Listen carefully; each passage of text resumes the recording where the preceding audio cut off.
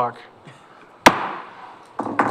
All right, we are live. It is Wednesday, March 12th at 6 p.m. I'd like to call to order the Keizer Planning Commission. And our second order of business tonight is the consideration of the minutes for January 2025. Can we get a motion on the table, please? I move that we approve the minutes as presented. I'll second that. That's what's up. All right, we have a motion by Commissioner Grants and a second by Commissioner Lopez to approve the minutes as presented. Is there any discussion? Hearing none, all those in favor signify by saying aye. Aye. Any opposed, say nay. Motion passes unanimous with 2 absent. Commissioner Hutchins and Commissioner Hostler. I always get that wrong.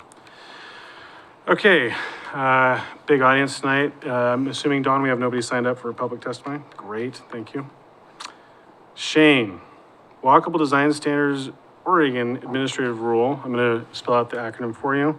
660-012-0330. Presentation and discussion on walkable design standards with that same citation. Thank you, Chair Lawyer, Planning Commissioners. So yeah, tonight we're kind of doing a little bit of a, we'll call it like a work session-ish feel. This is the work on the, we like to call them just the 330 rules. It's easier when I decided to put that in there just so you'd read it out. So I'm glad you did that. But these are essentially, they're rules that we are needing to look at our code, see where we're in compliance with the rules and where we need some tweaks. With us tonight is Andrew Parrish with MIG Consulting.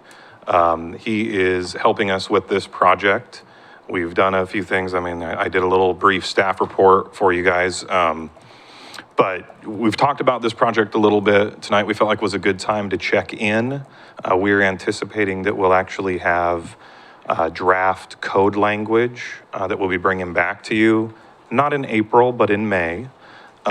So tonight is really about give a little bit of an overview, bring you up to speed on what we've done. In the packet that we sent out, we kind of did give the code audit document that as they went through and looked, and we kind of worked through that. So if you have questions, this is a good opportunity for that. But with that, I'm really just going to turn it over to Andrew and I'll let him kind of walk us through. He has a presentation for us tonight, and I will let him kind of run the show. So Andrew, thank you for being here. Andrew's a really smart guy. He's a real planner, so that's good. And MIG has done other projects with the city at different times. They've been good to work with so far. So let's keep our fingers crossed and hope it keeps going in the right direction. But with that, Andrew, take it away. All right, thank you, Shane. Checking the microphone. Seems like it's working well. Good evening, commissioners. Nice to be here. My name is Andrew Parrish. I work for a company called MIG. I'm a land use planner and I do development code work and some long-range planning, basically in communities across Oregon and increasingly nationwide because my company got bought by MIG and now we do more work other places. So I'm here to talk about the CFEC Walkable Design Standards project that we're doing.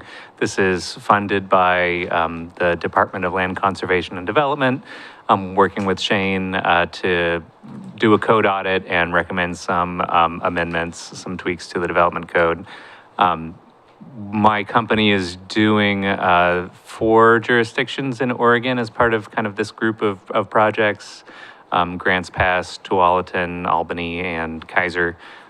So we're kind of looking at a number of jurisdictions across the state to see it's basically a development code compliance kind of project, but the intent of all of this is to improve the ability for walkable communities to be developed.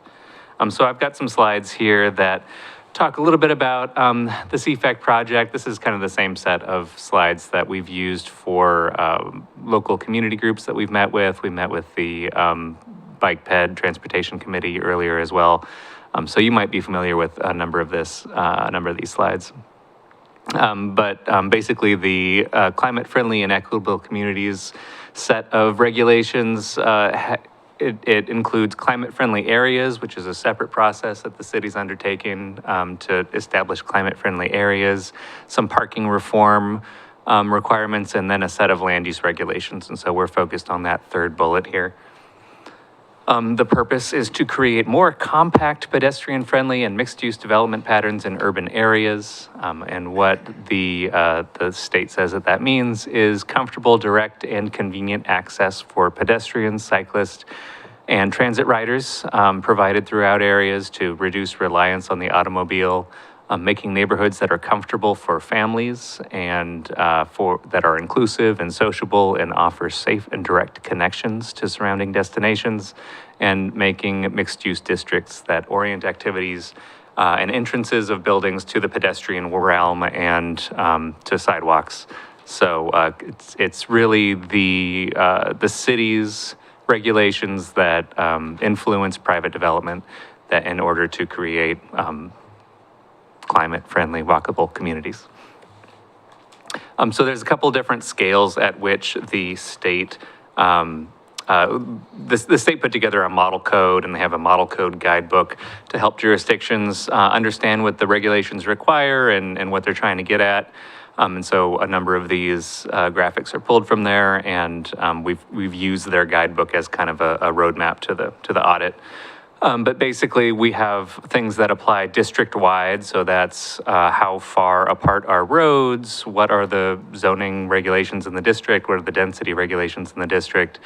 There's things that apply kind of to a specific block, so that's where, how long are blocks, how long between streets, what's alley access look like, where do parking lots sit on a block, and then things about an individual lot or an individual development, like where's the building, is it oriented towards the street, is it, or is it just a big blank wall that's not a very conducive pedestrian environment to walk by.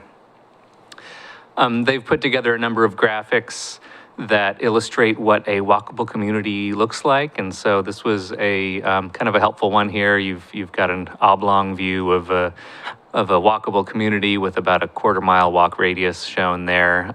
So the things that this graphic is showing are multimodal connections. So those are bike and pedestrian kind of paths that take you through some green areas. There's a connected street grid with lots of ways to get where you're going without having to go really far out of direction. There's some fairly compact development in kind of these more core areas. Parking lots are oriented behind buildings so that you don't have to interface quite as much with vehicles entering and exiting those parking lots if you're a pedestrian, and public transportation is available. So the basic kind of zoning concepts that we're looking at for the city of Keizer are in these buckets of pedestrian-oriented development. That's things like what are your building orientation and frontage requirements, ground floor design for various types of development, what are your requirements for driveways and garages and drive-throughs. There's kind of a specific section about drive-throughs. Connectivity and access, so that's how long are blocks, are you providing, or are you requiring access ways to be provided if there's a long block? What does a development have to do if there's a planned transit facility nearby? Do they have to recognize that and orient the building and the circulation system towards that transit stop? And then just kind of general standards for lotting pattern and density. So we've completed an initial audit of the development code, and we've put together a set of recommendations and code concepts that were in your packet. We put this together, passed it around to city staff, and kind of discussed this with a number of other folks, community groups, to kind of get their read of the relative priorities and is this kind of making sense for the city of Keizer? Because the state, in their rulemaking for this section of the code, they do defer a lot to local jurisdictions for what's the right thing for your community. We want to see kind of progress towards these measures as statewide policy about climate change, about greenhouse gas emissions, about walkable communities, but it's going to look different in every jurisdiction. And so you all have a fair amount of leeway in what makes sense and what the right, numbers are for block length or for driveway spacing, et cetera. It's been actually a little frustrating because they won't give us very bright lines of you have to do this, but it's a lot of, but these are all things that we're looking at in a number of jurisdictions, and we've been having conversations with DLCD and other jurisdictions about this same kind of set of topics. So the code concepts that we put together are in these buckets of neighborhood connectivity, things in residential areas. So what are some possibilities for residential zones, commercial and mixed use areas, auto-oriented land uses, which are basically drive-throughs or things that are automobile servicing kind of uses, and then a little section on the definitions in your code. So I'm going to walk through these, and I guess what we're looking for is your initial thoughts, any priorities or sensitivities or other ideas of things that we might have missed. So I'm going to walk through these, and then we can kind of go back through as needed and just have a discussion. So each of these has the overall kind of topic and a kind of a subtopic, and then the part of the development code where we think changes might be warranted. And this is all kind of leading up to us actually making underline strikeout recommendations for you all to take a look at in May. So the first one here is block perimeter and block length standards. So these apply when the development site is greater than 5.5 acres, and we recognize that there are not that many lots in Keizer today that are that size. But the state recommends a maximum block length of 350 feet, which is for kind of more core urban areas, and maybe as a reference, downtown Portland is 200 feet block length, and that's very short for kind of urban cities, especially in America. So 350 feet, and then if you have block lengths that are greater than that in a new subdivision, you need to provide an access way for people on bikes and pedestrians to get through that block. And we have a little bit more about access way kind of design further on. Here's a couple of nice pictures of some built access ways that sort of go through these residential blocks.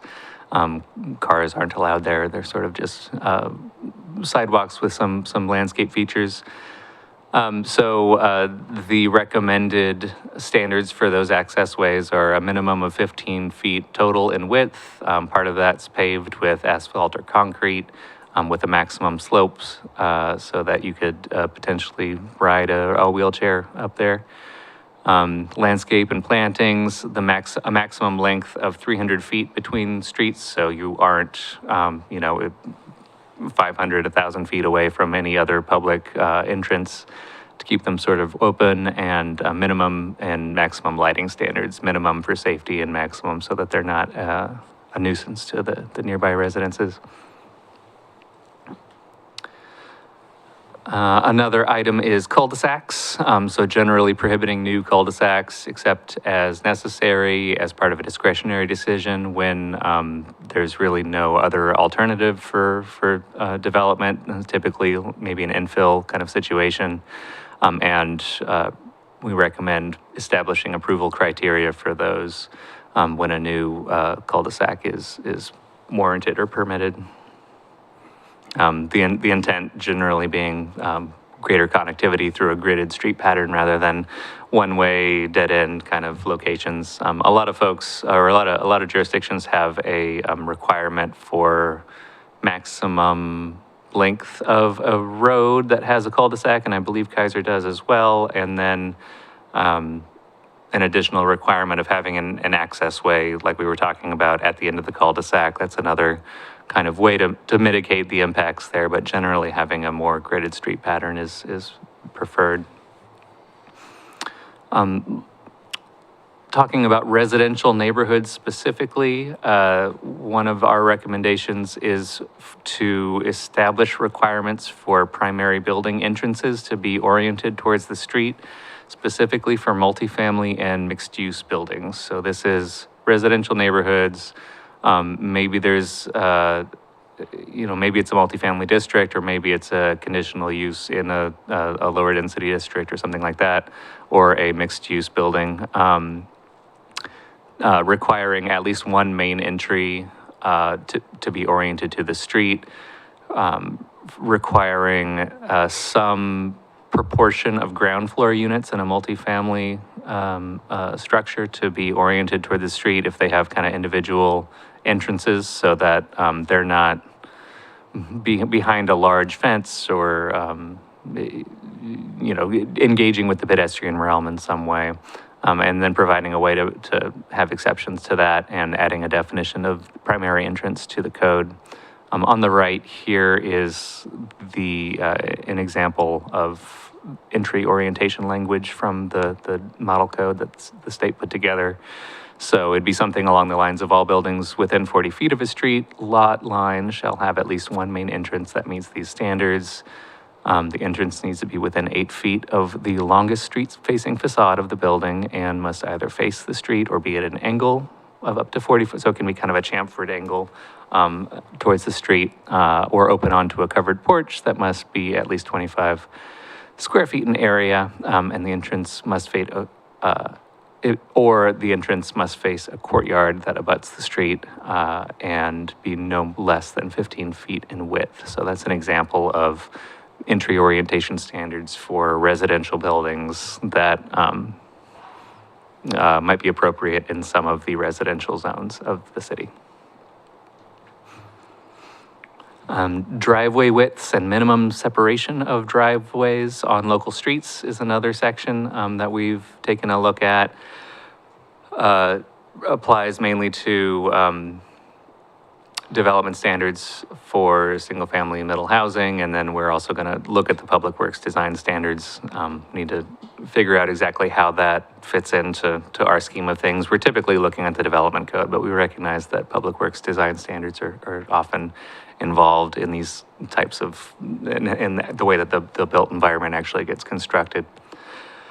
So the recommendation is to add a maximum driveway width for all single-family and middle housing driveways of 24 feet, regardless of the garage size, and require a separation between driveways for single-family and middle housing. And I guess the intent is, as you see sort of in the picture in the middle here, a continuous sidewalk that isn't broken up by cars overhanging into the sidewalk. Just having fewer conflict points. And on the far left there was kind of an interesting example of a number of, I believe those are duplexes or townhomes that have shared driveways. And they actually, as you get to the sidewalk, they actually narrow so that the places where pedestrians are actually crossing those is narrower, and there's more space along the street for cars to have street parking. So that's kind of an interesting approach there. But you understand the intent of enhancing the pedestrian environment, or at least mitigating the impacts of, especially like row houses or something like that, having parking in the front, and then anyway, standards to ensure that kind of development is more likely to occur.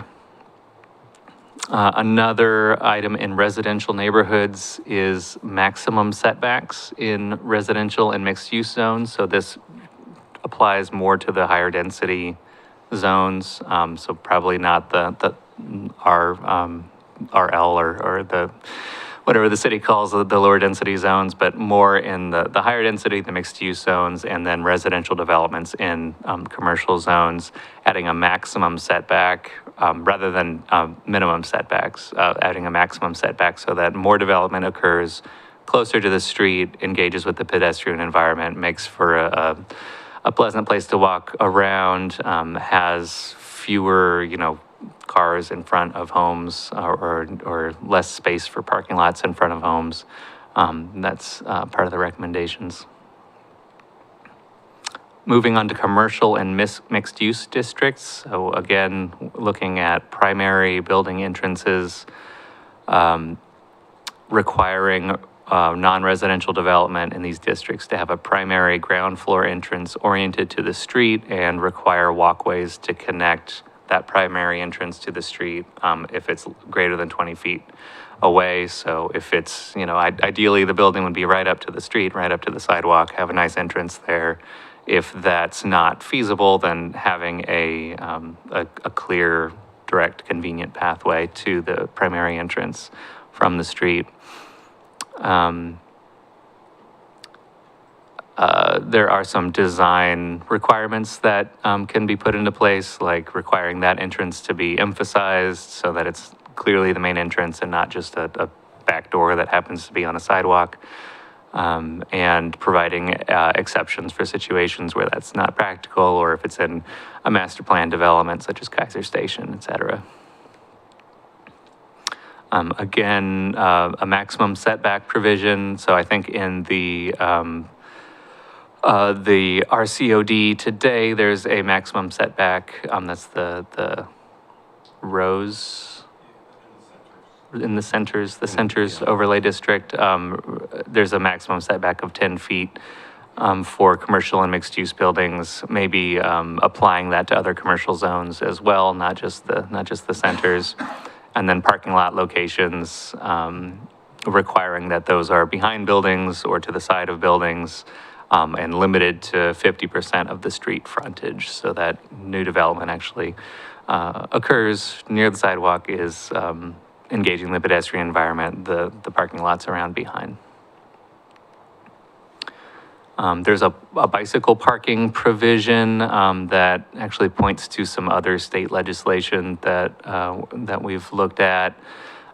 So we recommend adding a requirement for multi-unit and mixed-use residential uses that 1/2 of the required bicycle parking spaces per unit must be covered. So that's either in a covered shed or inside somewhere. And then adding clarification that bicycle parking spaces in dwelling units themselves are not counted towards the required bike parking area. That I think there's a statewide kind of, this is how you shall do bike parking requirement that this meets. And one of the last sections here is about drive-through facilities. So these are some examples of drive-throughs that do have good walk-up kind of access. So you can be walking down the sidewalk and still get to this Dutch Brothers. You don't need to walk through the drive-through to get your coffee. And so the recommendations here are to make drive-through facilities conditional uses in zones where they're currently permitted outright, and add development standards consistent with the model code that require walk-up windows, require pathways that cross drive-up lanes to be raised or marked or otherwise differentiated. Actually haven't gone through in and out here, but I'm curious what the pedestrian kind of access looks like there, so maybe I'll check that out on the way out today. And requiring driveway entrances, including the stacking lane, to be at least 50 feet away from any street intersection, so that they're not interfering with the kind of street network themselves. And lastly, just adding some definitions for what's accessible, what's an access way, what's a pedestrian friendly, what's a pedestrian facility, what's the primary entrance. There's some language in the state rules that give us guidance there. So I think that's the full bucket of stuff that we have provided recommendations for. And I have some maps basically of the city zoning maps, if that's helpful for us to talk about specific areas. But I'm curious your thoughts on the audit and recommendations so far. There's a lot of information, I know. Floor is open.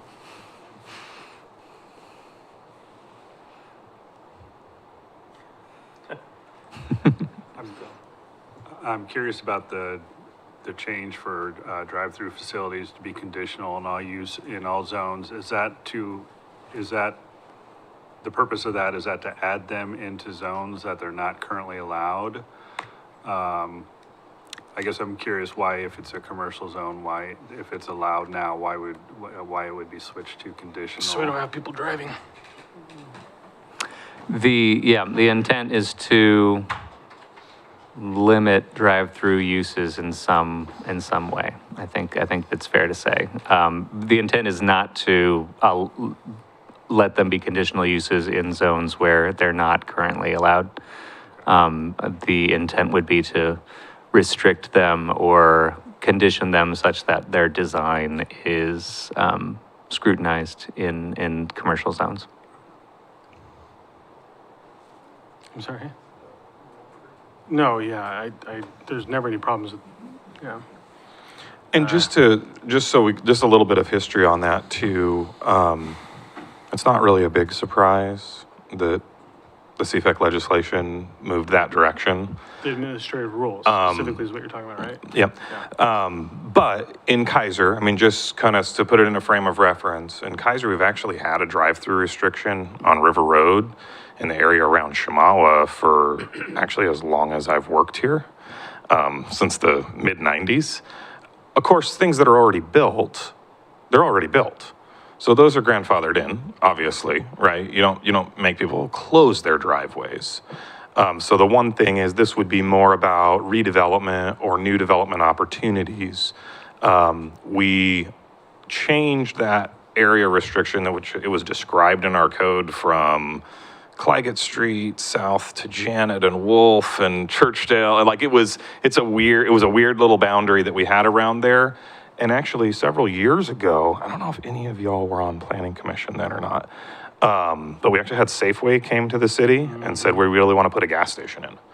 And so one of the solutions that we came up with as staff at that time was, you know what, we understand the concerns about the additional auto-oriented uses. They're obviously bigger trip generators. Fire district was super concerned because it's right across the street and how do they get out of the fire station?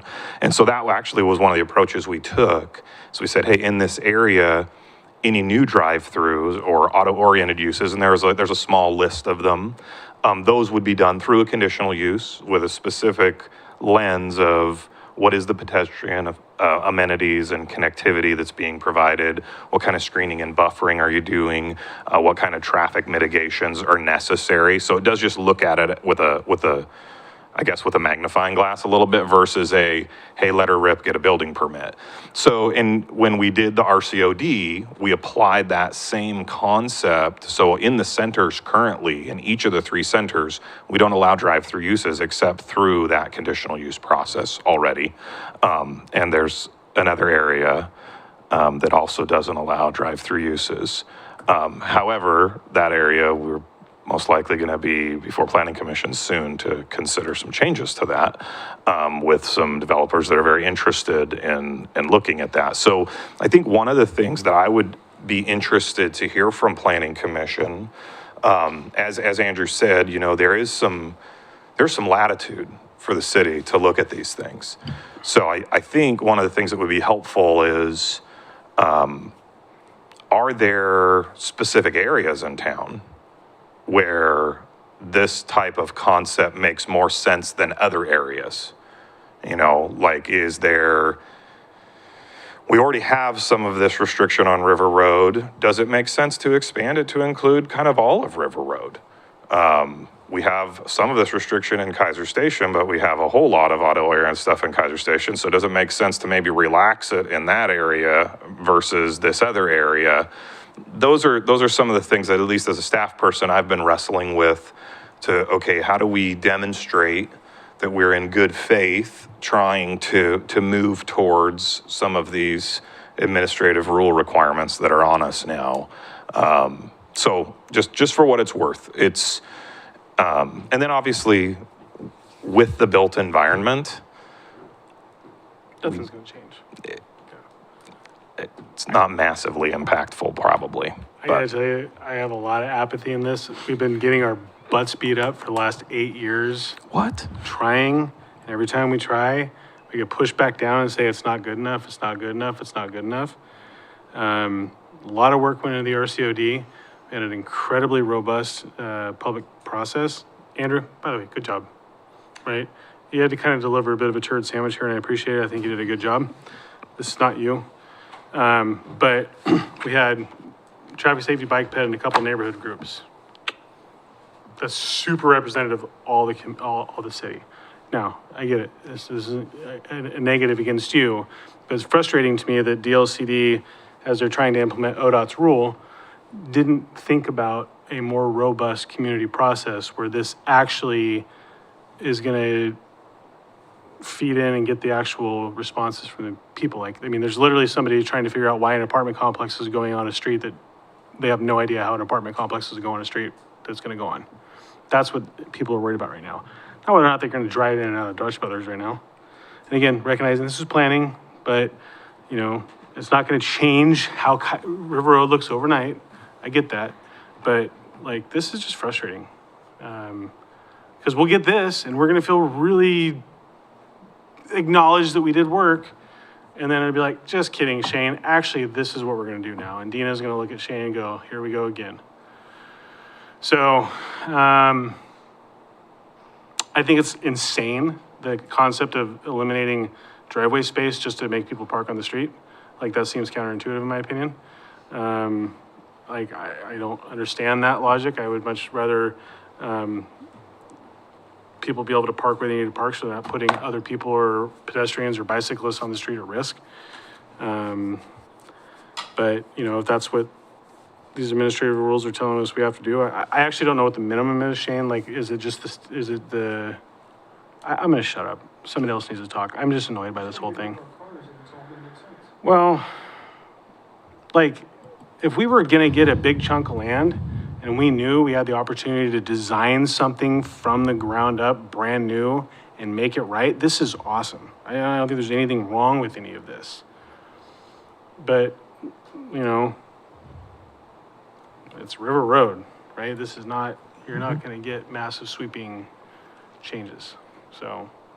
Yeah, I absolutely. I think that's fair. I think I understand. Like, it's a solution without a way to actually implement. Yeah, I guess one of the pieces with this type of a project, I mean, it is a pretty technical project on the surface. It's, hey, look at what the code standards say. What does the black and white writing say? What should the black and white writing say? And then, you know, the magic is in, well, okay, when things actually start getting built, what does that actually look like and what changes and how much do we move the needle anyway?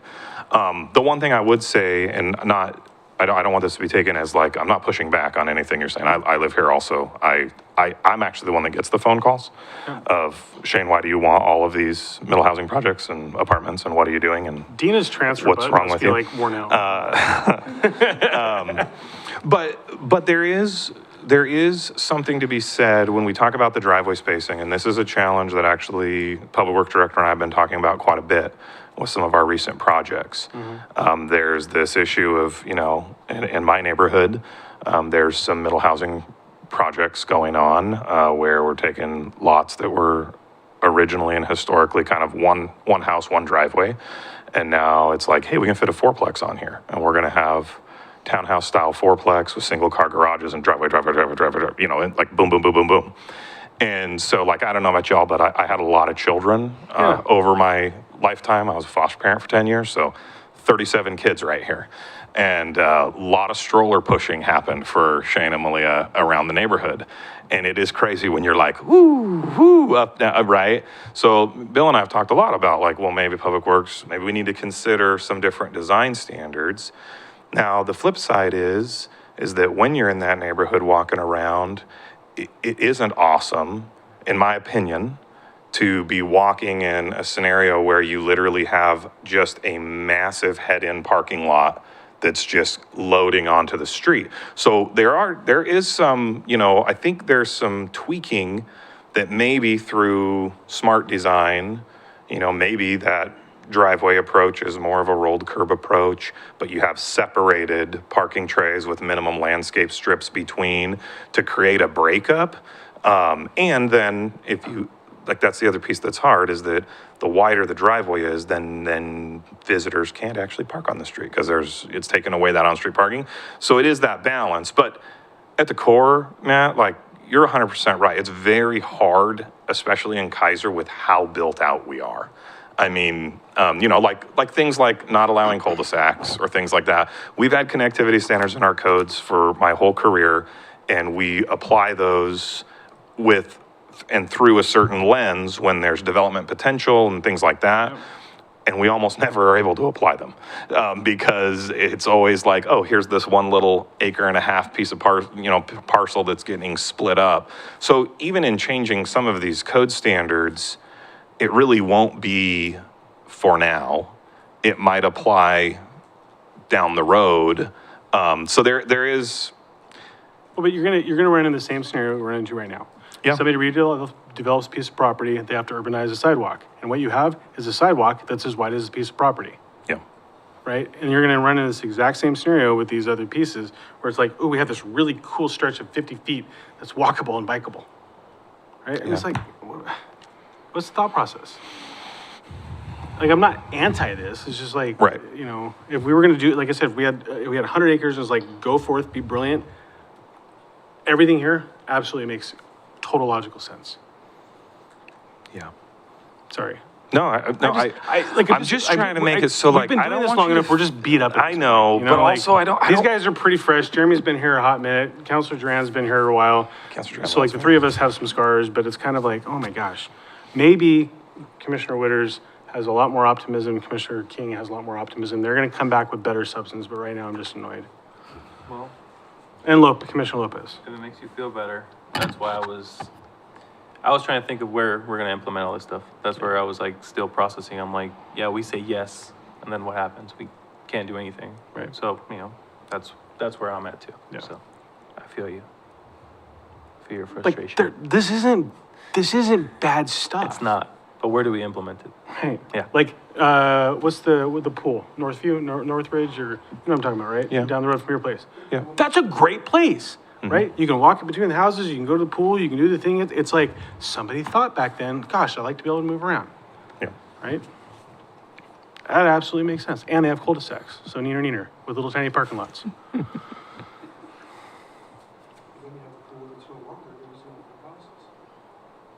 No, that's Palmacia.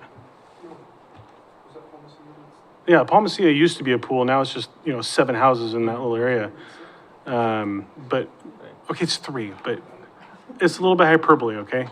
Or, my big fish. There's still a pool up there at the Northview, whatever. I drive by it every single day. It's I called can't remember what Northview Terrace, Nottingham, Offenbach. Nottingham, yeah. That one. I'll name the streets if you want. What do you got? I don't have anything. I mean, again, I don't have the history with it like you have. I don't. Which is good, because you might actually be able to provide Well, something of merit. I see, I see, obviously, like you said, Keizer's nearly fully developed, and there's some pockets here and there, probably more residential, maybe some mixed use or higher density apartments, condos, whatever, that it might affect, but I don't see it be too much, happening too much.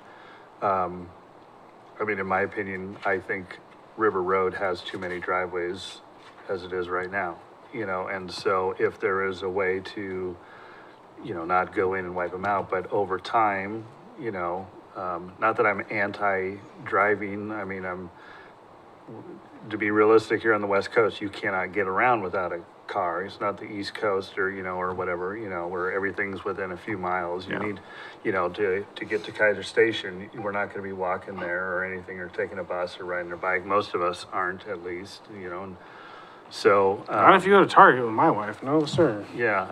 There is not enough arms. So, but to eliminate some of those driveways, I think that alone would probably reduce some of the congestion and stop and go that occurs, so I'm not against that, and seeing that it's not gonna be an overnight change, that this is, I'll be long gone before this really has a big effect in Keizer, I think, so, and I don't mean long gone from this commission, I mean, yeah. Jeez, you had to Like think really of that long place. gone. Well, Okay, I'm just okay. saying Okay. it's gonna be a slow process. It's gonna be slow and gradual and It's like watching grass grow. You won't notice it, but all of a sudden, you know. And I mean, and I think, Commissioner Winters, I think it's a good point, and it's a good observation for River Road. You know, that is one of the things with our RCOD, we actually did implement some standards, and, you know, for decades, like when you talk about like access control and access management standards, it can be a real, let's see, how do I Because put you're it? shutting down businesses. Bingo. It can be a Right, and I'm really, sorry, but hot issue. I'm not gonna walk down to Chuck's barbecue store to get my pellets and then Yeah. walk all the way back up to, there's just, Yeah. it's a bit, when we outright permit whatever we want in a single family zone, but we say, you have to have a conditional use permit to put in a drive-through, what are we saying? Yeah. Right? I mean, I think and there's logic, right? Again, we don't need 75 Starbucks lined up on River Road because right now, since that has been redeveloped, and what's the threshold? You know, is it a percentage? Is it a January opener when they come in for a permit? Now it's a conditional use. Now you have to have a complete reconstruction, eliminate your drive-through. I don't know. Like how draconian are we trying to get with it, right? But Yeah, and I think that's one of the pieces where I honestly, that's not something that, at least in my mind, I haven't fleshed that out. That would be something that, you know, hopefully Planning Commission would help us flesh out when we're actually at that text amendment phase. I will say this, I want to remind you guys, all of y'all, just that, remember when we talk about a conditional use, yes, there's a process to go through. But a conditional use is generally a use that's permitted conditionally. Right. It's not a question on whether or not you can do it, it's how you can do it. And so there are examples, like I've lived here pretty much my whole life. Yep.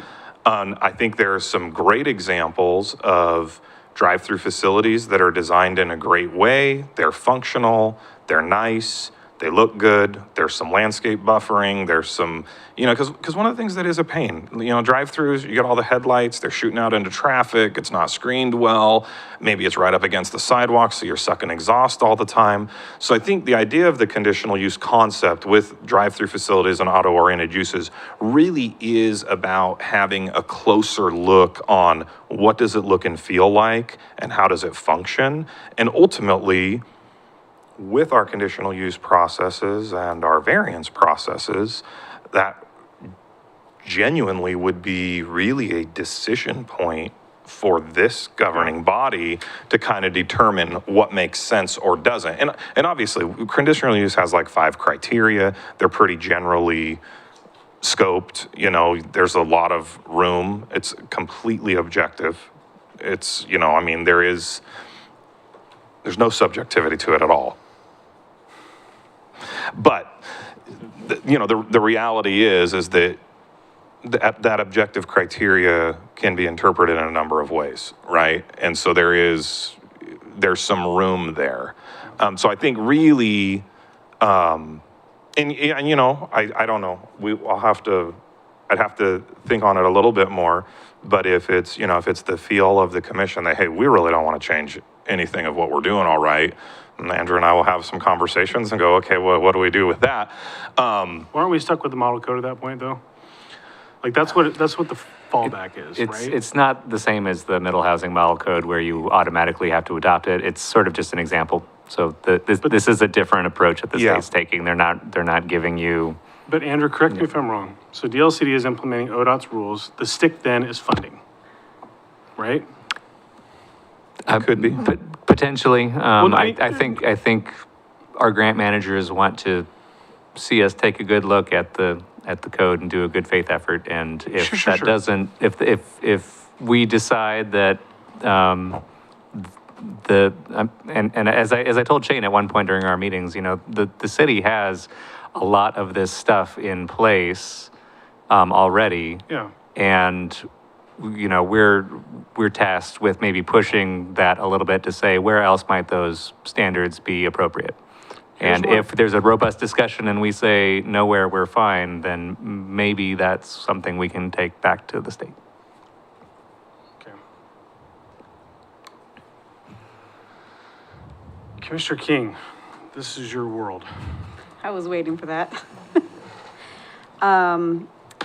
As a planner myself, I often drive around the city with my planner eyes, and I'm like, oh, that would be so great if it had sidewalks, or as I'm walking the dogs, I'm like, I wish I had this or that, or didn't have to worry about the cars coming out. However, I realize that, as the rest of the commission has said, it's not always feasible right away, and it's not, nothing's gonna change overnight. I mean, a lot of us won't see any of the changes that, the code would implement. However, there is always that chance that one of these areas that has the potential for redevelopment could be enhanced, and somebody sees that and says, oh man, I really love that.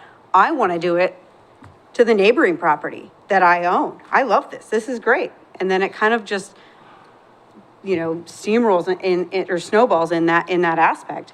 You don't see it happen very often. And as a planner, I cross my fingers and hope and wish that it would happen all the time, but it doesn't.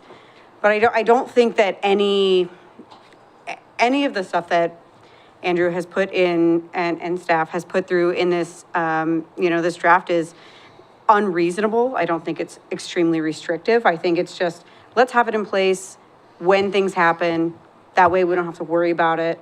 And it's a win-win for all involved. Yes, the conditional use permit can be just annoying because it takes time, but it's a conditional use permit. You can fight your conditions. You can say, I don't want to have to put 4 trees there because you said the headlights are too bright. Can I put 2 instead? You can argue those. So it's not you have to do this or else you can't do it. But I don't have a problem with the conditional use thing. I mean, how many more drive-throughs can, and I'm probably gonna shoot myself in the foot with this one, how many more drive-throughs can a city reasonably have? I've lived in 2 cities where they no longer allow drive-throughs within city limits. And they're walkable communities. They're small. One of them, Sandpoint, Idaho. The other one's Moscow, Idaho. Of a college town and a resort town. And so pedestrians are a huge commodity to, having that walkability is a huge commodity to the cities. Now, we're not there. We don't have that. We have River Road, you have Cherry, you have Shamawa. However, there are definitely some areas that could benefit from things like this. So those are kind of just my planner Well, I think thoughts. and that's why we structured the RCOD the way we did, right? It was to take some of these concepts and say, we know it's coming. Let's do the work. We did. April Fools, right? So can all this just be applied to the RCOD and we call it quits? Or is this like citywide? It has to be across all citywide? No, I mean, I think what I'm kind of looking for the commission is what the feel is. I think that, as Andrew alluded to at the beginning, I mean, he kind of admitted it is a little bit frustrating because it's not, I mean, the one thing about middle housing that was really tough is that it was Thou shalt. truly shoved down the throat because there was like an amazing amount of detailed standards and OARs that, like, as a planner, you don't normally see. It's you write your standards to implement a more broad goal and policy, and you justify how you're doing it. These standards are more like that old way than the middle housing stuff. The issue is that we still have to go through an acknowledgement process. We still have, and they did go a little bit further because they also dropped a model code that says if you do this, you're clearly in the spirit of the 330 rules. But they didn't go so far as to say, thou shalt do the model code exactly. Thou shalt do A, B, C, and D. They said, these are the issues that you need to work toward, and these are ways you can do it, but they did give some latitude. So, I mean, I think if Planning Commission is like, hey, we think that we want to, when we're talking about, we'll just lift the drive-through one since we've talked a lot about that one. Right now, the drive-throughs are already limited, the auto-oriented uses are already limited within the centers. And if Planning Commission's like, you know what, maybe it does make sense, let's go ahead and expand that to include the full RCOD.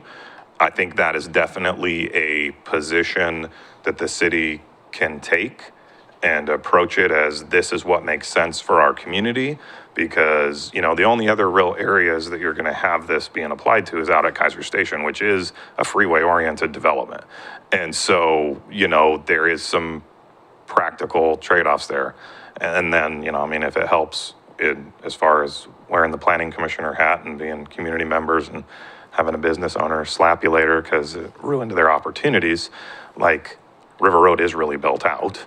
So, Yeah, and that's where this one, like, I don't know that the chamber was consulted on any of this, which is a little bit problematic to me for anything in the commercial side. I don't know that's the hill that I'm gonna die on, but that is frustrating. I know that, you know, we have two business owners on the dais right now that probably have feelings. You don't have you're not brick and mortar though, are you? No. But I know that Councilor Duran's brick and mortar, and this could impact him. Again, this isn't bad stuff. It's not bad stuff. It's just like, here we go again. Maybe on the point of community engagement, we are scoped to do a survey, and we were talking about how to make that more useful. But if we oriented that survey, because this is technical code stuff and not a broad swath of the public aren't really going to pay a whole lot of attention to it. But if we focus on kind of general getting around, like non-automotive circulation, how do you feel about getting around the city of Keizer, and also have a business kind of bent to it? You know, some of these standards are going to affect commercial zones. If you are a business owner, you know, check this box and we have a set of specific questions for you. That's the kind of thing that we can work into that. And we were basically planning on doing that through the month of April to some extent. So that might be an opportunity to flag some of these things for broader input. I mean, I do think it's important. Kaiser's always been a transitory community. We don't have a tremendous amount of livable wage jobs unless you're a business owner, right? So most people come and go from their jobs to their homes. And I'll tell you, our bus system is not good. Rob and I are probably the only ones that'd be pretty okay with it because literally it drops us off at where we work, right? But probably shouldn't have said that. I didn't mean to out you as far as where you work. it's getting weird. Yeah, well, you know. It's public knowledge. Okay.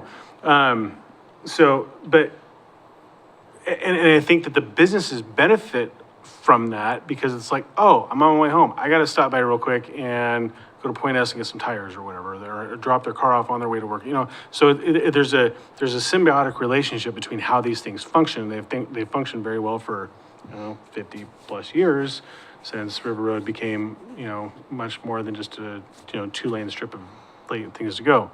So it's tough. I'm not a huge proponent personally of going, hey, here's code we've developed, tell us what you think about it, because I think it's cart after the horse, and I think that's going to frustrate people.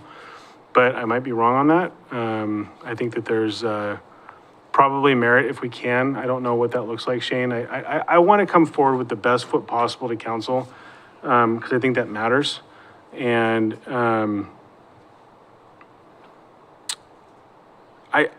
Shane and Dina, I trust you guys implicitly. I think you guys do really good work. I believe that anything you develop in code language always has the best interests of Keizer at its core.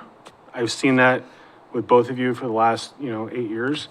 I think you're trying to make the best of the situation. I believe that some of this stuff is very implementable. I don't know. The one thing I will say, when you take this to council, please use literally any other city than anything north of Wilsonville when you're talking in comparisons. Depot Bay, I don't care, but if you bring Portland based models to our council, I think that you're gonna get a mixed reception. So Understood. just for your own preservation. Not that they're mean, but like, I think consider who we are as a community and the kind of communities that are maybe analogous to who we are, not what we're being told we ought to be. I think that's super important. So there's really good communities out there that have done a good job in this within Oregon. I mean, Springfield's done some really amazing things in the last few years with kind of revitalizing their downtown corridor and stuff. So I would just say, if I could give you that little. Don't use the P word. Well, because it just feels so heavy, right? And Yeah. I think it would help you be more successful in your presentation. Commissioner Grants, you have not said anything. I know you love all of this. I mean, overall. It's not bad. It's not bad. It's not bad. I mean, some of it, I think is absolutely insane, like 350-foot block lengths as a max. I think that's insane. Bicycle parking where half of it has to be covered, and if it's inside a unit, it doesn't count. I think that's insane. It actually is quite nice in Japan when it rains, because then your bike is, but they also, like, everywhere you go is you bike and walk. Never mind. I mean, That's you're a bad gonna, example. you bike in the rain, right? Well, yeah. Okay. But you actually have a thing, you plug your umbrella. It's super efficient. I loved it when I was in Okinawa. I mean, I don't know. It's a little frustrating. I mean, I feel like you and I have talked about literally almost everything on this list several times since we've been on the planning commission together. I mean, Keizer has, for the most part, a commercial core. And even if all of that commercial core redevelops, where are these walkable communities, where are all these amenities gonna go to? There's nowhere to go to. Right. Right. I mean, I'm here for the process, and I'm happy to be involved. If we got rid of all of the stoplights and turn them all into roundabouts, That'd be awesome.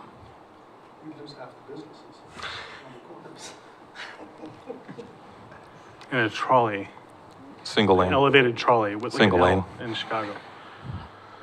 Billions of dollars. We can accomplish this next week. I mean, I think the one thing I will say is, like, so I don't want, the last thing I want is for you all as a planning commission to feel that, hey, we're doing futile work, right? We're doing Like, what? that we're basically just practicing futility, okay?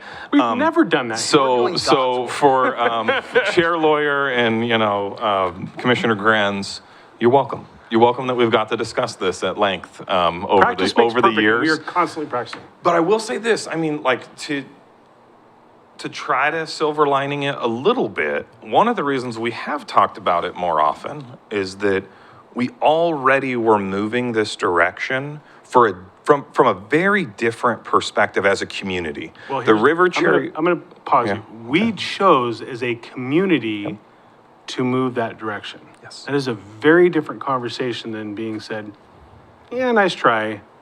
Here's these rules, figure out or don't. There may or may not be a stick or a carrot at the end of it. And so that's like the thing. It's like we did this very intentionally and very, very thoughtfully, and you all did a fantastic job doing that. We had exceptional community communication. I mean, Councilor Duran and I sat through that you came in during part of that RCOD thing, right? I mean, that was very intentional, it was very thoughtful. And this kind of like, well, cool story, bro. What's that? Well, right, but it's like, but it loses the credibility of all the work that happened. And that's unfortunate because I think, in fact, I would stand on any stage and say, we did a darn good job when we did that. It was very thoughtful, but it's like, here we are again. So, and it's, like I said, I think Commissioner Grant's right. There's some things in here are a little bit like, is it gonna happen overnight? No. But what's the unintended consequence, right? What happens when Councilor Duran starts selling house designs out of a window from his business? I'm not being facetious. Andrew, you did a good job. Please don't take this as any insult to you. I think you did a good job. I think what you guys have pulled together is reasonable. And you're just at the very tail end of a lot of work. So, what do you want from us, Shane? honestly, the conversation has been valuable, I think, to us to kind of hear. It really has. Like, I mean, I'm hearing some specific things. Like, I know Bike Ped love this. Yep. Yeah, there was a lot of positivity out of that committee, for sure. Some excitement there. At one point, we were was very good. happy about striping shoreline to put bicycle paths in a safe area for people to ride their bike rather than the middle of River Road. But, however we would need to work. Yeah. Yeah, well, I think Sharrows are legit. Like, they don't really cost too much. Like, it's fine. Sharrows. But yeah, no, I think the conversation has been, the shoreline bikes. Oh, right. Yeah. I think the conversation is helpful. It is helpful to hear some things. Commissioner Grenz, would you mind maybe speaking a little bit more to the block length? You said, I feel like 300 feet is ridiculous. I think our max block length right now is like 600 feet in my code, 600, yeah. if I remember right, which has rarely comes into play in land use. Like, I don't think I've ever had to write findings for it because we're not creating blocks. It's been a while since we've designed a But I mean, subdivision obviously, 600 you have a background in doing a lot of design and layouts. Is there a number in your mind that makes more sense? I mean, I think 600 feet is reasonable. I mean, 350 feet, okay, you cut that up into 50-foot home frontages. That's 7 houses. You're gonna have a road every 7 houses? Sure. I think are we trying to is provide it- housing or are we trying to create roads? Is it road or is it access? Block length is roads, Roads. but you have to have an access if you don't have a road. What if we call it a bike road? So that's I'm not trying to be funny, like I'm being legit. No, What if we call and it a this, bike road? I mean, it's a legitimate, this is like a legitimate conversation, which is helpful for me to kind of like hear what your perspectives are. Because what I'd like to be able to do is, one, as the staff person that liaises for you, I don't really want to bring something back to planning commission to consider and you just go like, Shane, are you dumb? We already like kind of told you this. The flip side is I also don't want to make it feel like I'm pushing something down anybody's throat because we do have some flexibility here. One of the things in Andrew's presentation, and I don't know if you totally caught it, because even in my mind, I'm like, there's lots of words. We're talking about a lot of different things. They're moving around. But there is kind of a couple of different approaches that we can take when we're talking about this block length kind of concept. One is straight up, are we building roads? And again, Commissioner Grenz, I know, like being a guy who's managed infill development for the last 25 years, I'm like, dude, the more times you have to make somebody build a road, you can't provide housing. Like it does seem like it's a competing issue. However, kind of that alternative is, okay, maybe you're not having roads, but you are having pedestrian and bicycle connections every so often, which it's a standard we actually have for commercial development. And you're supposed to have a pedestrian or bicycle connection.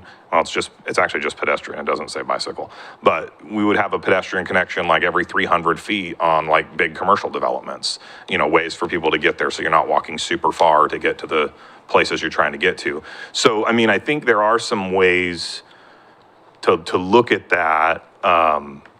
If you have a little bit bigger block length as far as the road goes, but then you intersperse those spots with an access way that we haven't defined as to what exactly that is yet. But I guess that would be that's kind of the question I had, is that I totally hear you in that, hey, 300 feet for a street that's ridiculous. I mean, what about when we're talking about just like maybe a smaller access way to connect through to places? Is there like a number in your mind that makes sense? I mean, I guess a lot of my exuberance here tonight is because I live in this community and I do guide developments in this community. And from that lens, a lot of it has been infill developments on 2.5 to 3 acre parcels that are fully built out, and you can put access in where it is, and you got nowhere to go to. Mm-hmm. So I just kind of am thinking of it through that lens. Okay. No, that's fair. And like I said, I don't mean to put you on the spot or anything. I just was like, it's helpful for me to kind of at least gather the info. In terms of like multimodal access ways, which I think is a technical term these days, I don't know that 8 feet surface width would be wide enough. I think 10 is better. Mm-hmm. You get fewer conflicts with pedestrians and bicycles and the occasional accessibility issue. Mm-hmm. So I think 10 would probably be better. In a 15-foot easement, I think that makes sense. question that was recently posed to me on a project where we did have a requirement to build pedestrian connectivity. Is that within an easement that's owned and then maintained by the property owners that it abuts? Or is that within a public right-of-way? Who owns it, who maintains it? Who's liable for it?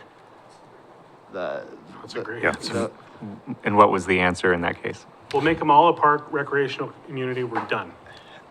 Well, this particular project, it's developed, it's built, it's platted. The purchaser of all of these lots is now looking at it and saying, maybe we should have spent more than a couple minutes looking at that and how it's going to impact our development. That particular project, it's in an easement and it's owned and maintained by those respective property owners. Part of the HOA kind of structure overall? It could be taken over, the maintenance and liability of that could be taken over by an HOA. But not everybody wants to be in an HOA. Yeah. Are we outlawing HOAs? I thought we were outlawing HOAs. Not yet.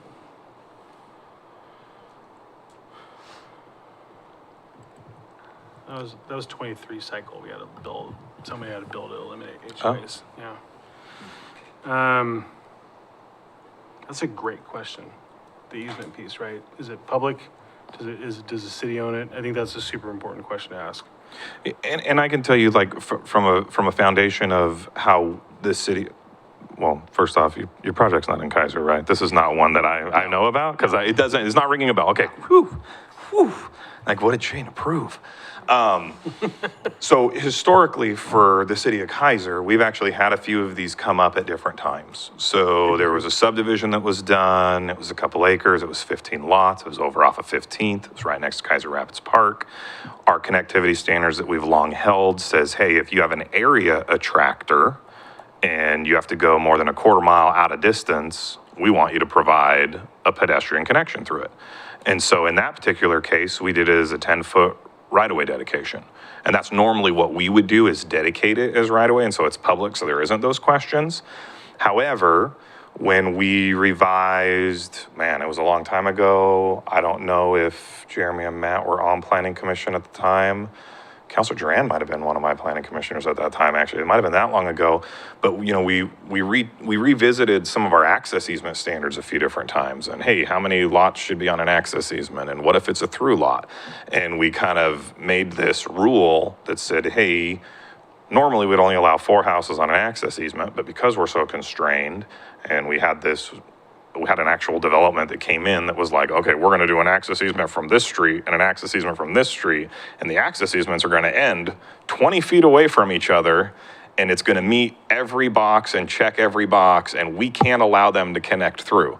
And everybody, emergency service responders, public works, fire district, us, neighbors are like, that's dumb. Why wouldn't we allow that to connect through?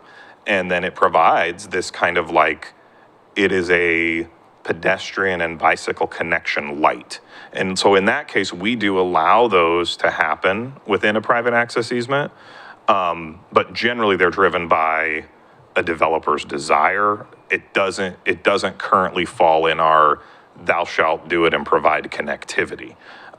So I guess the bigger question in my mind is there a threshold where planning commission feels like, hey, we should probably really be trying to get that pedestrian and bicycle connectivity, and then maybe like we have to work out some of those details on, does that look like right-of-way dedication? Does that look like a public access easement, which I don't even know.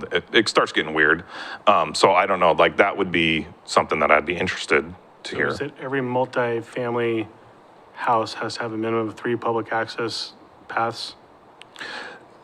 No, for generally multifamily development or commercial development, you would just need to have one access to the public street system if you're not immediately on it. What happens if they don't get that? So tiny lot, they're only able to put up a 4-plex. all they have is a piece of sidewalk, or maybe, you know, if they can't meet that minimum, does that then preclude that from moving forward? So they would just be, the fourplex is just straight up on the street itself? Sure. I mean, so it'd be the walkway up to the front door? Okay. I mean, that's how you would apply it. Like, this would be more for you're connecting through to another site. Right. Another, along that same accessway lines, right of way, what are setbacks and what are they measured from? That would be another consideration. Yeah. So, Yeah, no, and that's actually one of those pieces that makes it hard, Yeah. with the, well, in our code, we have a different standard for a street side setback than we do from just a standard property line. So if you're on a corner lot, you're gonna have a little bit bigger setback when you're interfacing with the street. So the subdivision that, like, I was the one that required the footpath that connects to Keizer Rapids, which I think was a great thing because it serves all of the 15th neighborhood. They don't have to walk all the way out to Shamawa to get into Keizer Rapids. But like that was one of the big concerns with the developer of like, oh, well, how am I gonna build in these lots? And we're like, well, that's not a street. It's a property line, so you still have a 5-foot setback. So it still was a 10-foot wide pedestrian pathway that went into the park, and that was okay for setbacks. But I do think you're absolutely right. Those are things that in crafting code language, we need to be mindful of that you're not creating a bigger problem than the solution you're trying to come up with. I love the idea of connecting past. I think there has to be a rational nexus. Let's not put a path Sure. in no way. Yeah, there's some court cases, I think, about that. You know, I think if there's the opportunity, it makes sense. I brought up the Notting Hill or whatever it's called up there. I love it. It's a cool area. I mean, I remember as a kid wandering around that whole place. I thought it was the greatest place. I thought it was his own little city. It was wonderful, right? Pleiades? Okay, so I'm going to try to summarize what I think I've heard from folks on the dais here. Block lengths are, to quote, insane, based off of whether or not it's a road or not. I think that's fungible, right? Granted, we're not creating a bunch of blocks. I don't think that's going to be a thing, but I think that thinking about that, and if it's 600 now, maybe it drops to 5, 4, whatever. I think there has to, I mean, we have to understand what we're actually potentially getting ourselves into a little bit. Along River Road, I heard Commissioner Witters talk about, you know, moving forward, less driveways, right? Yep. And less drive-throughs generally. I personally am not totally opposed to the idea of like RCOD, no drive-throughs at all. Just it's so congested around those nodes anyways as it is. But I think we got it right when we did the centers only, because I think that it does expand. I think that's right. Didn't we just do the centers before? Centers, currently within the centers, auto-oriented uses are only allowed through a conditional use process. Right, okay. They're not outright prohibited. Okay, So there used to be an outright prohibition in the area right around Shamawa and That's River, right, and it that's right. expanded. That basically, it went away. It technically didn't go away in writing, but it went away because we rezoned River Road to mixed use. And within that mixed use zone, the RCOD and the centers themselves, so the area around the Cherry Center, the Shamawa Center, and the Lock Haven Center, those properties within those centers currently would need a conditional use. The rest of River Road is just whatever the zone allows. So, Okay. and that would be one thing just from, yeah, I think I got it. I understand. I heard from Commissioner King the idea of being more thoughtful and proactive about, you know, planning and wanting and expecting sidewalks where they don't exist. I mean, I think that that's been an ongoing conversation throughout the entire city. West Keizer Neighborhood Association, that whole area that used to be Marion County 100 years ago is now, you know, slowly putting sidewalks to nowhere, and eventually they're connecting. Yeah, I mean, we need to see them. Yeah. And then, the 10-foot multimodal with a 15-foot easement is part of it, but defining where that easement starts, or not the 15-foot, whether it's easement or right of way. Right, well, setback. And setbacks. Where the yeah. setbacks start, I think is an important clarification. And then identifying who owns and maintains the right of way, I think is super important. Is it designated right of way? If it's within like a cottage cluster or maybe an apartment, I think then it's like, okay, that's clearly owned by that, right? At what point does it, when it abuts an actual public right of way, how does that work out? Like, I mean, most apartment complexes these days are designed well with, paths that eventually lead to a sidewalk where people hang out and smoke. And so, great. Nobody smokes anymore, they vape. Come on. Sorry, right. And then Commissioner Lopez, I don't think you had, like, you were just kind of like, yeah. Okay. Thank you. So that's what I heard. And I'm not saying that that's what we, I think it's helpful. I think the conversation has been helpful. I do, genuinely. I'm not just saying that. I think it gives us some guidance as we go and we start drafting language and some things to think about.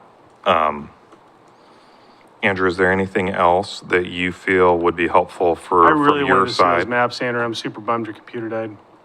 The maps were just zoning maps. It's okay. You've seen the zoning of the city. I guess one more specific question. Do you have any thoughts about pushing forward in the direction of requiring parking lots to be to the side or behind of buildings in the case of multifamily and commercial buildings? Should something along River Road or somewhere else redevelop, would that be more appropriate? Would it be moving in the right direction to try to put buildings closer to the sidewalk or not? I'm not gonna touch that with a 1,000-foot pole because I don't know what redevelop means. I mean, if we're tearing bare down to bare bones, starting from scratch. Yeah, it'd be, Maybe. so typically that'd be a significant,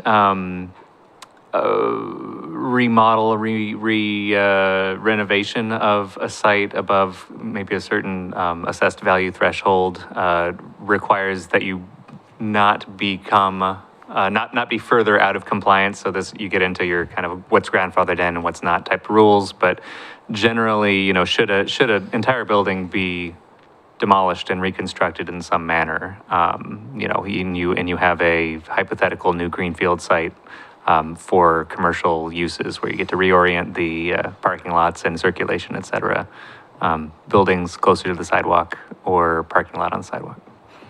I don't know that I'm opposed to allowing it. I don't like the idea of mandating it. We just built pickleball courts and people ran into those because they were too close to the street. So, what? Right. And I'm very grateful for the person who's okay. Like that's the most important part. The person's okay. I think that if we create it as an allowance, I think we need to let the businesses choose that. I don't know that I'm super in favor of saying it's a mandate. That's just my own personal, because I think that if both businesses on either side are like park in front, but now we have to like create this little alleyway to get around to the back or the side, it just. You'd have to have a minimum site size or something for it to make sense. Kind of, an individual lot might not. Yeah, might not or be you have to appropriate. reduce the footprint to a scale that essentially maybe makes it unusable, and then you're going like super high, potentially. I was gonna say, so let me ask, It's a great question, Andrew. let me ask the question just a little bit of a different way, because I'm just thinking in my brain. So, we have a redevelopment project that's going on the corner of Churchdale and River Road. I think Commissioner Grenn's probably pretty aware of it. Used to be a house, had a driveway that backed onto River Road. Outside of the center by literally one lot, it was one lot south of the center, but they are in for building permits currently to redevelop that with a small mixed-use project. And because of the standards that we had in our RCOD, and because of our driveway spacing standards that currently exist and have existed in the code forever, we said, hey, you're not gonna have a no driveway onto River Road right next to the road. You need to come off of the side street. That's like, it's unsafe.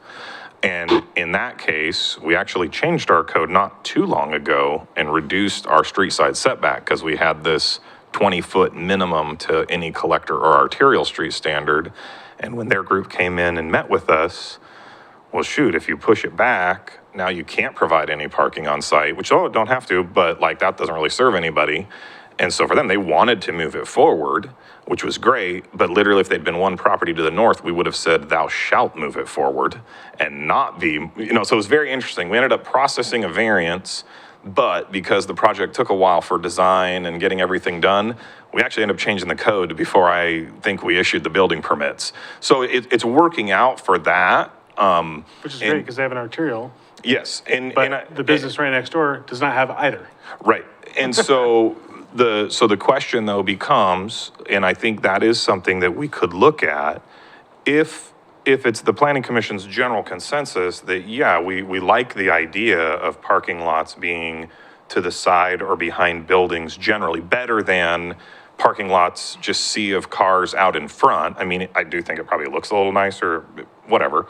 But if we like that idea, maybe what we could do is between Andrew and Dina and I and their staff, maybe we could do a little bit of analysis, and maybe it's something that we could write some sort of standard based on if you have X feet of lot frontage or something like that. Or as Andrew kind of alluded to, if a lot is of a certain size where it could practically function to where, hey, you can have a drive aisle into a parking tray in the back and pulling the building up. Clearly, the small little parcel you're talking about directly to the south, they're probably not going to be able to do it even if they tore that thing down because it's 60 feet wide. So like, I think we probably could put some sideboards on it if generally from a conceptual level, planning commission is generally like, okay, that could make sense on those bigger sites. What's the potential stormwater implications with that? I mean, the same as anything. Not really though, because if you got stormwater and it's going out to the street and there's already a storm management plan that deals with that, I mean, now you have new impermeable surface where it wasn't before with no. Yeah, but even if they redevelop, it's going to still trigger the stormwater requirements, okay. Matt. Yeah, those rules have gotten that's honestly a really big challenge that nobody really talks about, but it's become a big challenge for people. No, I'm dealing with one right now. It's a pain in the butt. On this one in particular, there's two things I'm super sensitive about. One, I'd really like to understand from Chief's perspective, God, he's retired forever ago. Chief Copeland's perspective, like what concerns might arise from, because there's a certain visibility that exists right now because you can't get behind those businesses. There's houses, right? So I really would like to hear his perspective on that, on what that looks like, because I think what I don't want to do is make the job of our law enforcement entity more difficult, because now we've changed how people can behave in ways that we don't necessarily encourage them to behave. And what are the impacts to fire?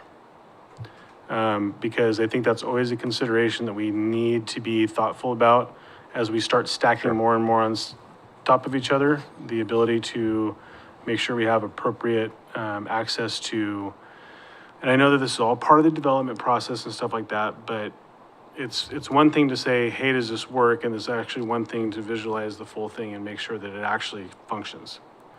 Granted, Safeway, ultimately fire got there, they died on the convenience store, whatever. But I think it's super important that those two factors are considered, in my personal opinion. I don't know if anybody else feels strongly about that, but as we start sort of switch-watching properties back and forth, like I don't know that they've experienced anything adverse that's occurred down at the old by Sonic or any of the other ones that are built. Just might be worth noting. So, okay, just my own personal question. So, Councilor Duran. So The man of few thinking words. about my existing property and the property owners next to me, we're screwed if one of the buildings burns down. I mean, and we have to meet new code because, I have 170-foot frontage and it's only 100 feet deep. So trying to put a building on that conforms to new code would be difficult. And I have two driveway accesses that I'm sure I'll lose one. You would lose one right now, I know. regardless of I know. these code provisions, but trying- yes. But trying to make things work is, Yeah. you know, it would be difficult. So there's probably, just in my area, there's probably 6 businesses that'd be the same problem. So the only way to do anything larger, I mean, to do anything to meet current or a new code would be to combine a few lots. So Right. it just, and most of the businesses in that area, the buildings are in good shape. You know, mine's 70 years old, but it's probably in better shape than most new houses. So that's the problem is expense. And then looking across the street at some of the buildings that need to be redeveloped, that, you know, there's some big sections that could be done, and now you're talking the block length and stuff like that comes into play, because there'd be large. You've got streets on either side, though. Right. Yeah. So, but if you're, you know, you still need to do more than one business to make a lot of this stuff make sense.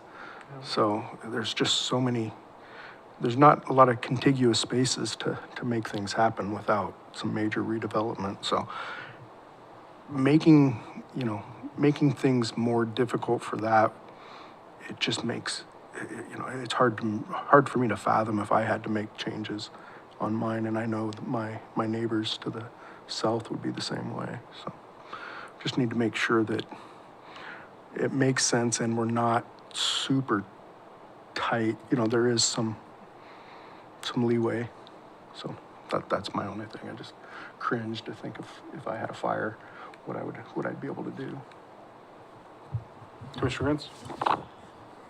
I think having your business closer to the road, parking beside or behind, I think that makes sense for the majority of large commercial properties. Thinking about Mr. Witter's comment about consolidating driveways, what provisions do we have or could be implemented to provide maybe corner lots as they redevelop to provide access easements so that when adjacent properties do redevelop, that they have an opportunity to Yeah. eliminate that driveway directly onto River Road and Yeah, I mean, I honestly, I think that's a great solution. We don't really have that in our code right now, but I've actually done it a couple times. We had a redevelopment project at the end of Sam Orcutt Way that came in, the apartments and the little mixed-use buildings up front.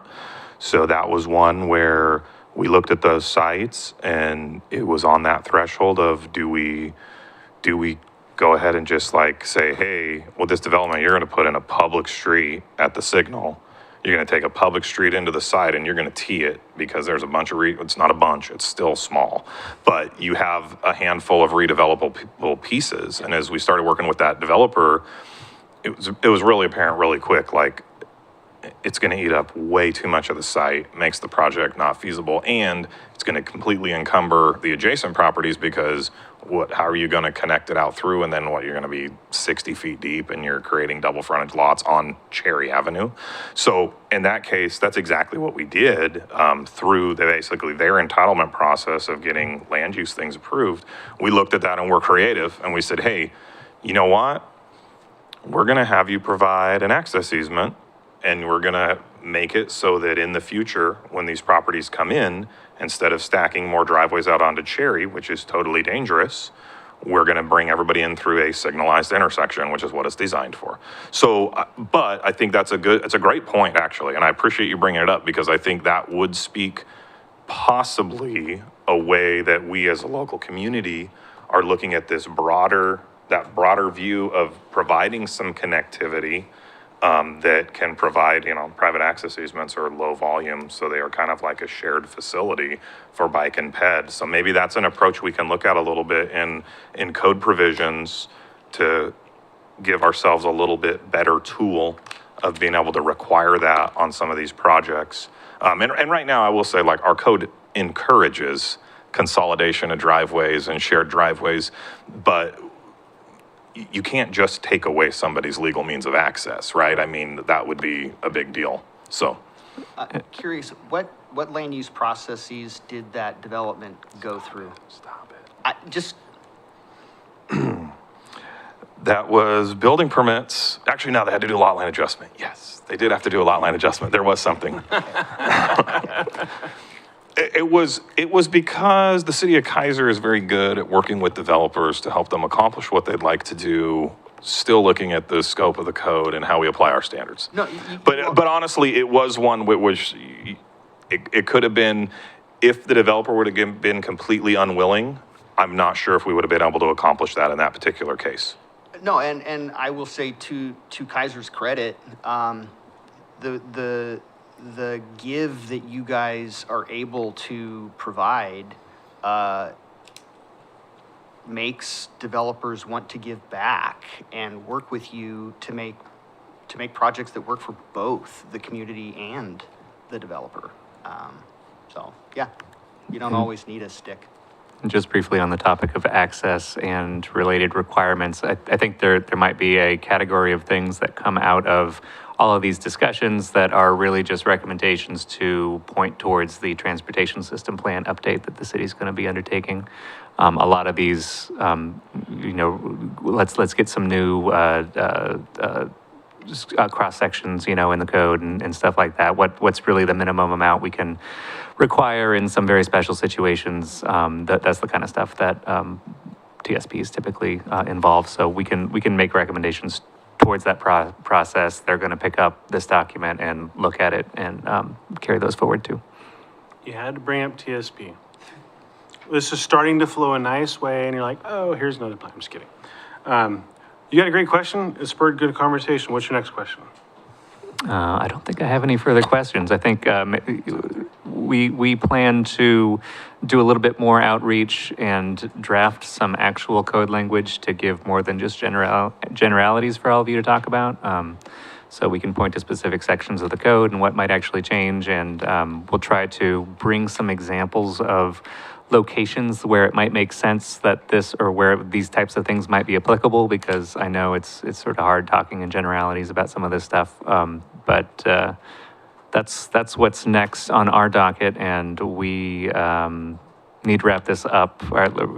My company has a contract through basically June, so we're going to be trying to get something in writing and through this body and city council and adopted in that time frame. MIG does a good job. Matt's done a good job when he's been here. Thanks for being here. Thanks for doing good work. Appreciate your time. Any other comments or thoughts on this item before we put it to bed tonight? Dina, are you happy? Good. That's all I care about. Commissioner King, you good? I have one really quick. Sorry. I saw this a couple times and I was like, "Ooh, maybe I should." I know it's getting late. So for the We get overtime. the business in the close to River Road and, parking on the rear or side yard, I think that there could be a compromise made of, if your lot exceeds X amount of feet, you could do this. If not, you could, you can maintain that parking lot up front with landscaping or something to, kind of like a give and take, like, it's not just, you have to do this or you don't do it. We really, really, really probably don't need another Chuck's barbecue type situation though. Oh, no. That is, as fun as it is to drive on the sidewalk allegedly, It is fun. it's also one of those things, you kind of have to treat it like the pace car is gone and you got to get on River Road trying to get out of that joint, allegedly. Because getting to the back, I parked back there once. I had my backpack stolen and I was inside for 40 seconds, literally. So, yeah. Follow up on Commissioner King's comment. There is another city that is immediately to the south of Keizer that shall not be named. That they Peace. require, for multifamily, I know specifically, 40% of the street frontage to have building that fronts on it at the setback. Okay. So. Just with that example, as I know that your firm does a lot of work in that specific unnamed city, Turner. have you found, that's not immediately South, come on. Have you found that particular standard to be extremely onerous for business or for property owners developing, or does it actually work, or just? I would say it depends very much on how the property is configured itself. Okay. There are definitely times where, yeah, no problem, that's easy. And definitely problems like, wow, man, that's hard. Okay, so maybe if there was a standard that was somewhat similar to something like that, having some sort of a caveat where there would give some ability to make exceptions could help alleviate those unforeseen concerns. Yeah, and I think it's described as buildable frontage. So you Okay. exclude setbacks, Gotcha. driveways, Okay. those kinds of things. So. Okay, thank you. All right. It was a good discussion. Thank you again, Andrew. I'm sure you probably have better things than to watch us commiserate over the next 4 items. So if you have nothing else, thank you for being here, unless you got to follow up with Shane, but Thank you very much. appreciate the work you did on this. All right, what else? New old business staff report. I don't have anything formally prepared for the new and old business staff report. I will say that we've had a few different land use applications coming in, different things moving along. The city has, signed a couple of letters of intent with business owners and for property that city owns in Keizer Station. So there may be some things coming to this body in the near future related to those things. And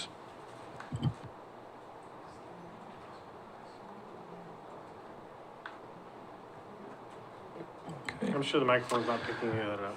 yeah, I am loud. And we received today an application for a large property on River Road that will be requesting some master plan approval.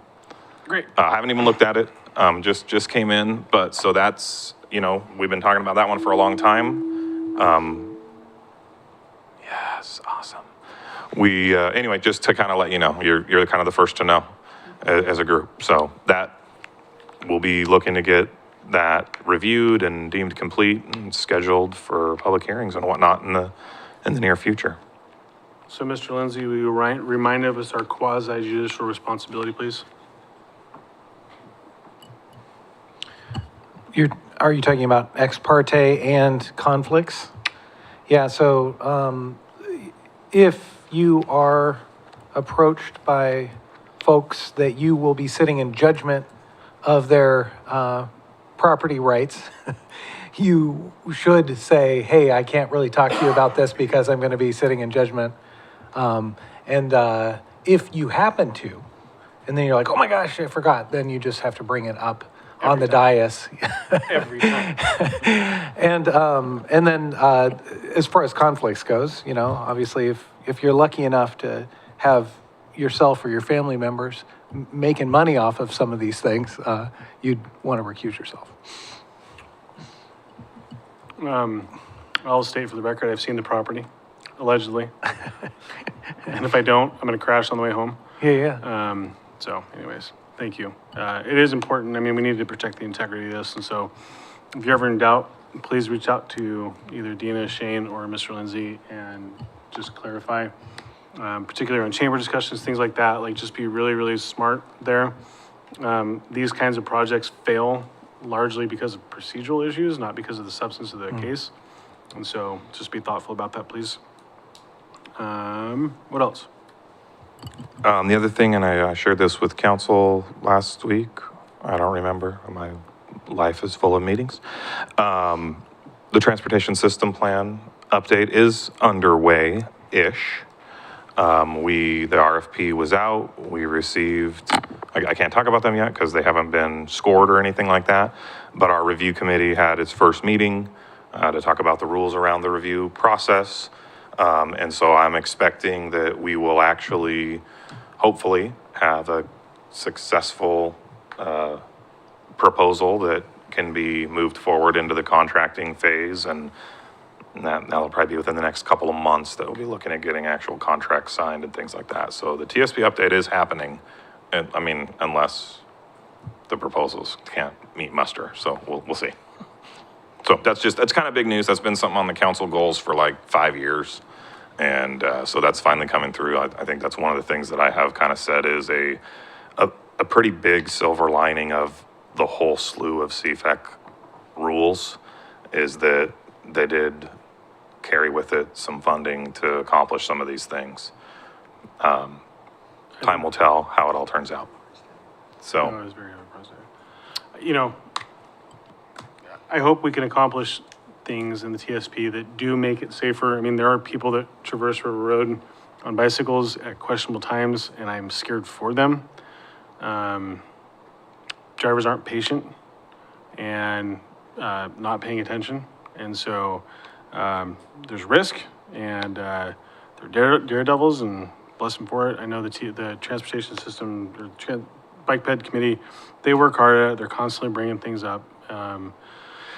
You know, when you have River Road that is the backbone of Keizer, with the businesses that are the backbone of Keizer, it does make things a little bit tough to kind of push back against. Are you official, Councilor Duran? Are you here? Like, you're here?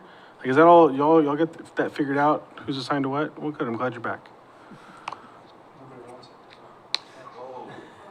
Wow. What you mean to say is you love this so much. That was exactly what I meant. Right, sorry to put words in your mouth. What have you got for us tonight, Counselor? It's been so long since I've been here, I really have nothing. We're grateful to have you here. I am grateful that you continue this work. You're, I think, the only planning commissioner on council right now, former planning commissioner. And so thank you for being here and being their representative and listening to what we have and hopefully take back. And I expect that probably there's going to be some emotions from the council on these issues. And so I think we're going to do our best to represent the work there. And I think it's my perspective as a planning commissioner, I think it's super important that we recognize and articulate from our perspective as much as possible that I think Shane and Dina and city attorney are really trying their best to do this, to make this function. It is a bit of a mandate. And I said earlier in the meeting, I believe in my core that they're putting together stuff with the best interests of Keizer in mind. I expect there's probably gonna be some pushback from the council, but I hope that it's on the content and the demand and not on staff. And so they're doing a pretty good job, and I'm hoping we can represent that well as your perspective as a counselor, and then from this body as well. So let's see, Councilor King, have you had a chance to report to council yet? I have not, however. What a great topic for you to go and. Not in town on Monday. I will Right. be descending Mount Hood because I'm doing an overnight backpacking trip. Okay, well, hopefully In you the get to the snow. top first before you, ascending, that's going to the top. I actually have to do parks on Monday anyways, so I'm happy to do it. Thank you. Have you- I am free any other time. Have either of you done one yet? You have? Yeah, I just have a baby any day, so I don't want to commit. You look great for almost two. Thank you. I carry it well. It's almost there, man. Yeah. Any day. How many, is this second, third? Man. Yes, You sir. got a lot of really very vibrant one color hair for having 3 kids. I got I'm 2. working- and- well, they're I got working 2 and on I'm it. looking like Yeah. Commissioner Gruntz's shirt. If he goes like this, Thank you can't you. find his face. Shut up. I didn't even follow that. I know. 2 quick announcements. This Saturday is the annual Civic Center cleanup. Starts at 9 o'clock. It's gonna rain. It's gonna be fun. We're putting Chief Copeland and Tim Wood in the trash can. Yep.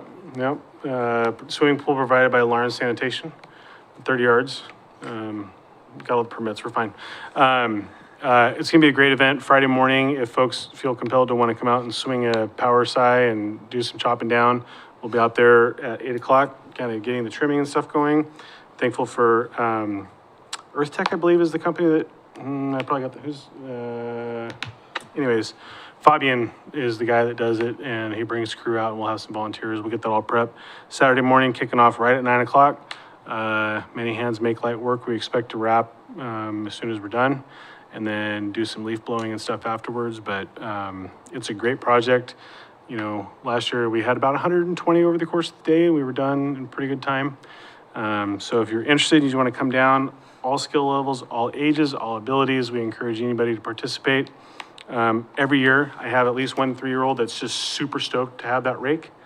And we'll stand there, and that is the cleanest spot on this entire piece of property, just rake, rake, rake, rake. Last year we found Jamie Hoff, it was wonderful. But yeah, super cool event. And coming up on March 31st, this is relative to the Keizer Gold Star Families Memorial Project. March 31st is going to be what we hope to be what we're calling the 50% kickoff fundraiser. We are super close to that 50% mark to be able to pay for the monument and get that ordered. I know Councilor Duran's putting together some really cool fundraiser for that, and we're going to be probably doing that sometime April or May or so, and I know a couple of other councilors are working on some stuff. But it's coming along great. Keizer Rotary came together. They got that old fountain knocked out. It's flat in between there at Panera Bread and Keizer Permanente. But March 31st will be at the Rec at 6 o'clock. It's bowling. At least 50% of the proceeds will go towards this project. We plan on having a 50-50 raffle. We're going to have baskets people can drop the tickets on and donate. We have a guaranteed match right now of $2,000. I've heard rumor, I've got a couple businesses willing to maybe kick in a little bit to continue to one-up that match. And so I just hope we can actually get enough people there to get the $2,000 match. I think it's going to be super great.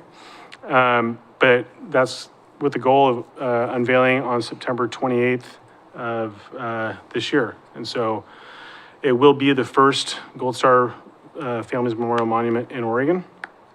And if you don't know anything about that, I encourage you to go look it up on Facebook, learn a little bit about it. But it's a really cool project. And I got to tell you, since the Big Toy, this has probably been the most community participation on a particular focus project we've had in quite a long time. And so it's been great. Everybody from every corner of business in the community has come together to make this work. And I'm grateful for Councilor Parsons. I got to brag about her just a little bit. Elks Lodge did a fundraiser on Super Bowl Sunday. They had said, hey, we got $2,500 for you. So the group went last Wednesday with the expectation of getting $2,500, and they provided checks as much as $4,000. Last night, Councilor Parsons walked up and handed me another check for $1,000. So the Elks delivered, did great work. They brought $5,000 to this project, and it's pretty cool to see people coming together for that. So really thankful for all the work there. So I will do the 17th, and we'll see you on Saturday, bright and early, 9 a.m.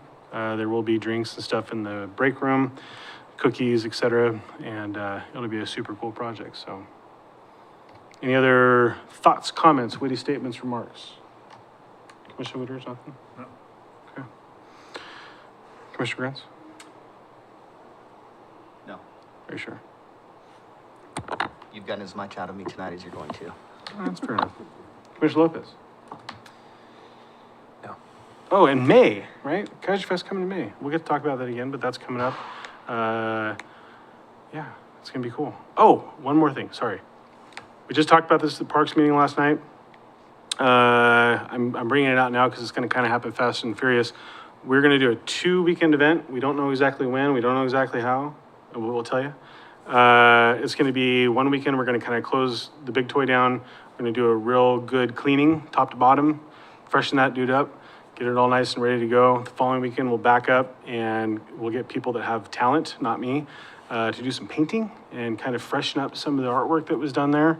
And then park staff and everything will be kind of work on some of the areas where Stiletto Hills maybe poke through the Big Toy service, trying to freshen that up, make it nice, and get a little more life out of that. And then at some point, do a sort of grand reopening of the Big Toy. A little bit's changed at Keizer Rapids since that was unveiled in 2015. you know, we've got more picnic shelters, we've got, you know, grass areas, a brand new sand volleyball court, there's a pickleball court with, you know, 6 courts, it's widely used.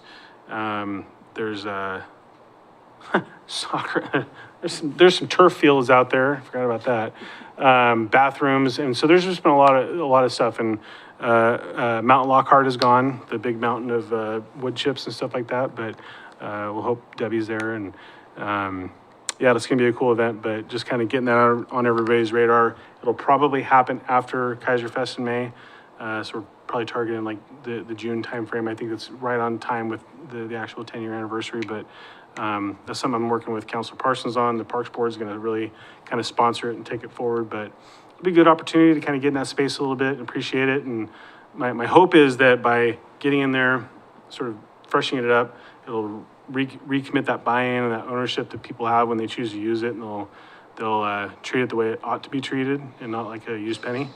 And so, yeah, super cool stuff going on there. All right, we're done. Dawn, you got anything? No? I'm so thankful for Dawn. She's awesome. Nobody ever says thank you to Dawn. You do all the time, yeah. Okay, cool. Well, let's stand adjourned at 7:51. Thank you, guys.